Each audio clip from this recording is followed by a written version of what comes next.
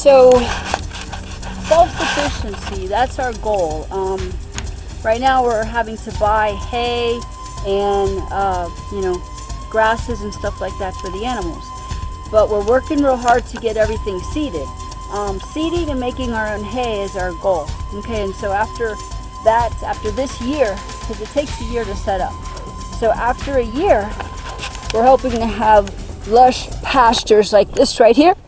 This is a little seed plot that was here, planted by the former owners, and it was planted to attract deer. It's beautiful grass, all kind of native forage. And we just had snow 3 weeks ago. So all of this is not in its most optimal state, but it will be.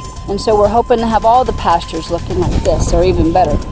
So right now we are forced to buy hay and forage and stuff like that for them. So we're buying a combination of native straw, which can come from wheat plants or corn, and it's used for bedding. And we're using also alfalfa, which is a legume and highly nutritious.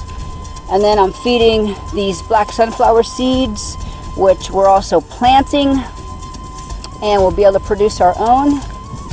And then we won't be dependent upon anybody anymore. But right now, unfortunately, we have to start up this way.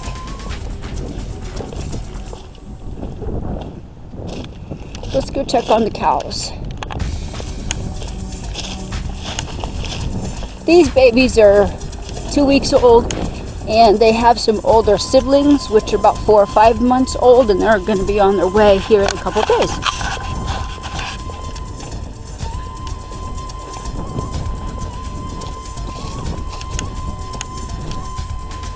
Coconut and curry.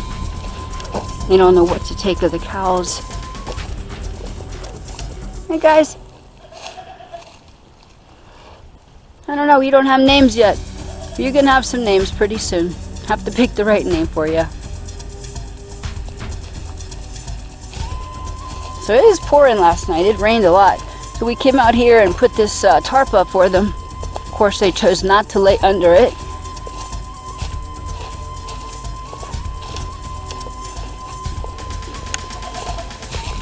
And Newton is mad because he wants to go out. You'll get your turn. You'll get your turn to go out. Soon we'll have the big pasture fenced and you can stay out there. So this is straw. This is what the straw looks like. It's great for bedding. They say animals don't eat it, but I found out differently. Goats like it.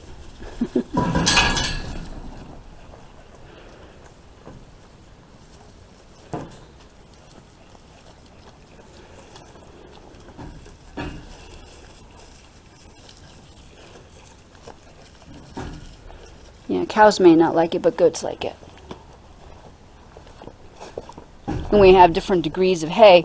Different hay used for bedding, different hay used for feed. And since we don't really have another building to put anything in, we have to cover everything so it doesn't get wet. This is premium alfalfa, compressed alfalfa. Nice and green. This is their favorite. They love this stuff.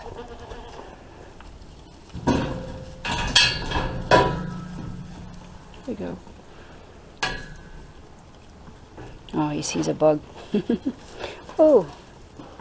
Oh.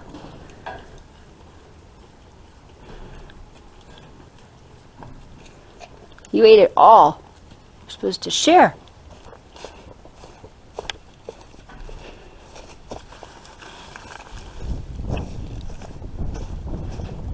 Give some to Fig. Hold on. Give some to Fig. Here, Figgy. Here, boy. Right, there's some Newton. Here, Fig, hurry. Whoop. He doesn't want to share.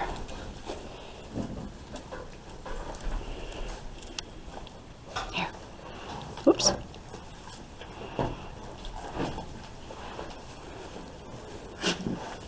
Whoops. Okay. Here. Be nice.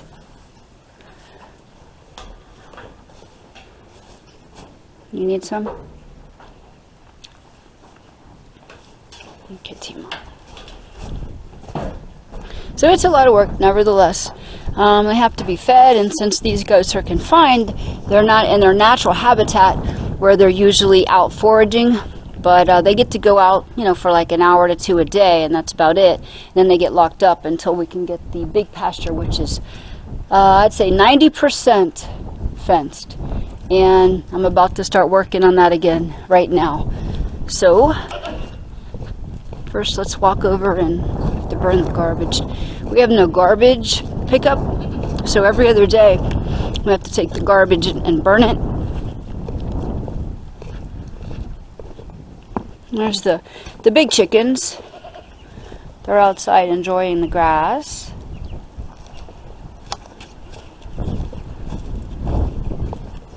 It's a real nice day.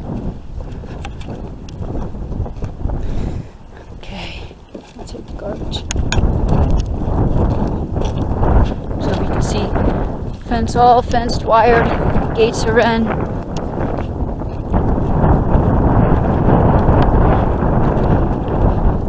So these are burn barrels. So we load them up with everything, and then at the end of the day, set them on fire. Okay.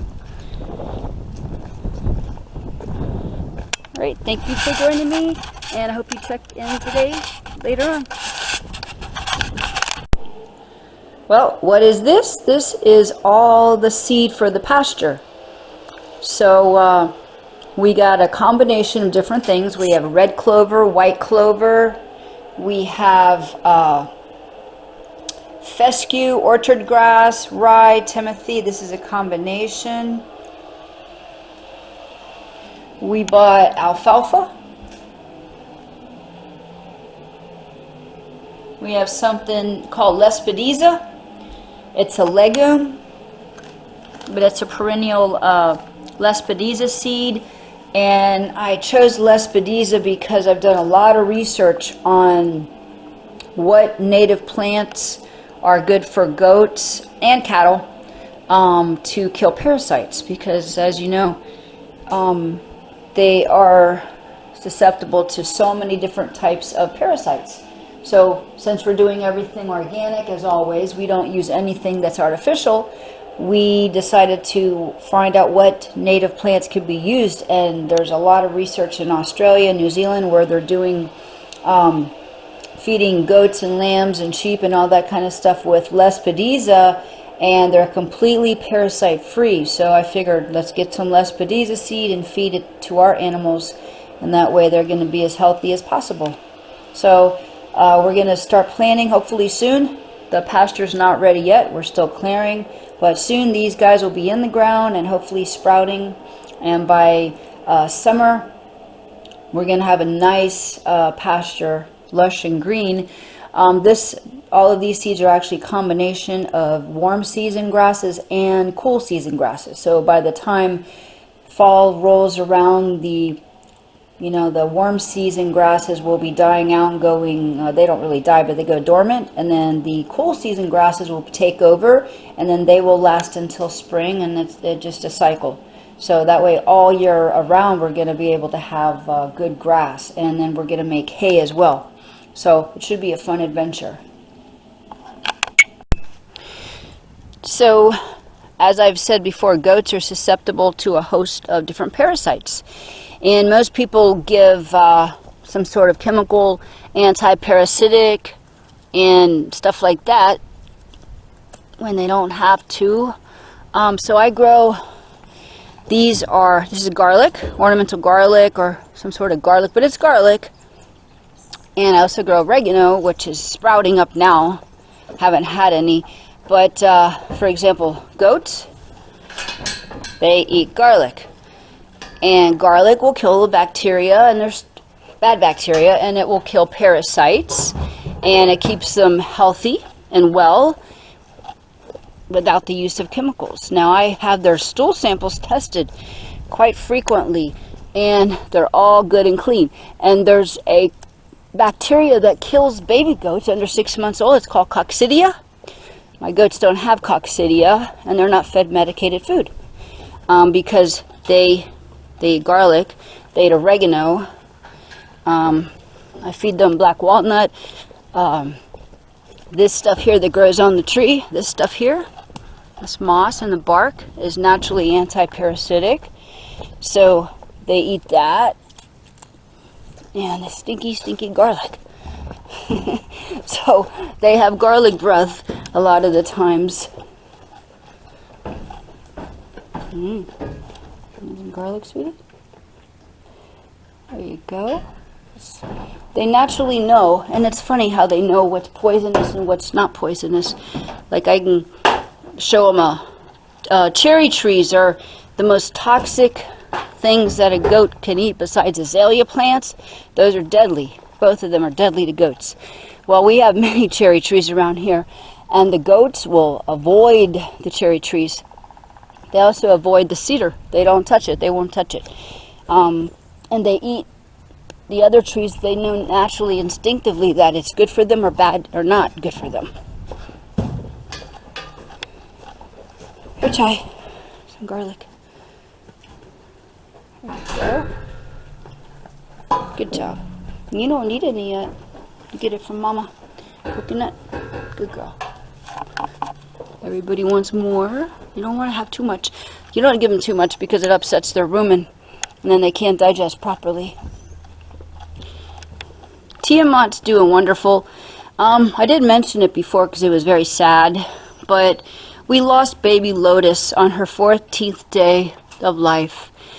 This is Mama Tiamat, which she's perfectly recovered now, and she's playing, and she doesn't call for baby Lotus anymore. But what happened is, as you saw from the last video, the baby Lotus was doing excellent. Baby Lotus was playing, running and jumping and growing and very heavy, eating very, very well.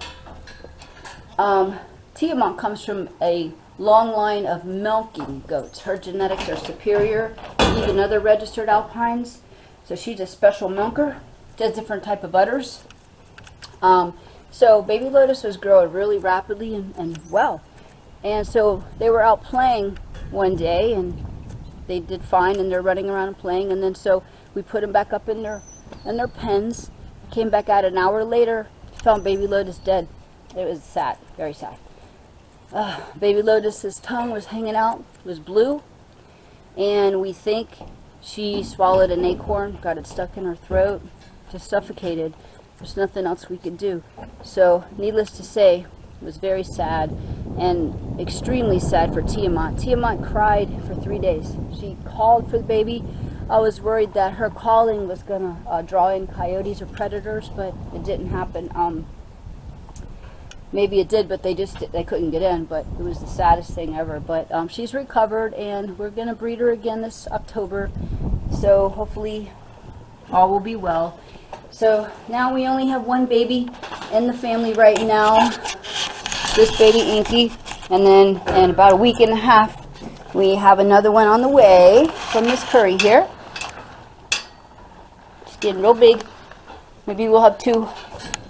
So Tiamat, I've been giving her herbs to dry her up. So sage is one, a little bit of thyme is another, and it also helps prevent any type of infection, because she had about a gallon of milk in her udders, so her body had to reabsorb that, and she's doing perfectly fine. Her color's good. She's not anemic. As you can see, her lips have a pinkish color.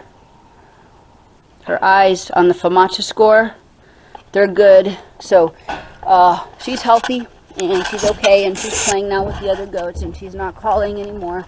I had to give her extra special time, you know, pet her a lot and talk to her because she was really sad. So that's the saddest thing that's happened to us on the ranch. But it's just nature. That's what happens. So thanks for watching, and I hope you like and subscribe.